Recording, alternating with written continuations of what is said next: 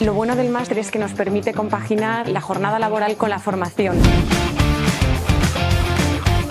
Hola, soy Valeria Conesa, vengo de Valladolid. He decidido hacer el máster de Vericat, me lo recomendaron varias personas. El máster tiene mucha carga práctica, estamos continuamente haciendo casos clínicos de mucha variedad, entonces la carga práctica es, bueno, desde el principio. La supervisión del equipo docente me parece fundamental y desde el minuto uno hemos tenido un seguimiento muy continuado por parte de los profesores. Además se han sabido adaptar a las situaciones de cada alumno, porque no todos empezamos con el mismo nivel de cirugía. Así que el acompañamiento la verdad es que está siendo súper empático, súper respetuoso, o sea que fenomenal. Lo bueno del máster es que nos permite compaginar la jornada laboral con la formación, pero es fundamental el poder seguir trabajando durante la formación. Así que es una de las cosas que más nos ha interesado por lo general a todos los participantes. Mi experiencia en Vericat, lo que llevamos de curso, la verdad es que está siendo muy profesional, muy participativa por parte de todo el grupo y muy familiar. Desde el minuto uno hemos hecho mucho equipo, así que estamos todos muy contentos. Que está siendo una experiencia muy enriquecedora en todos los aspectos.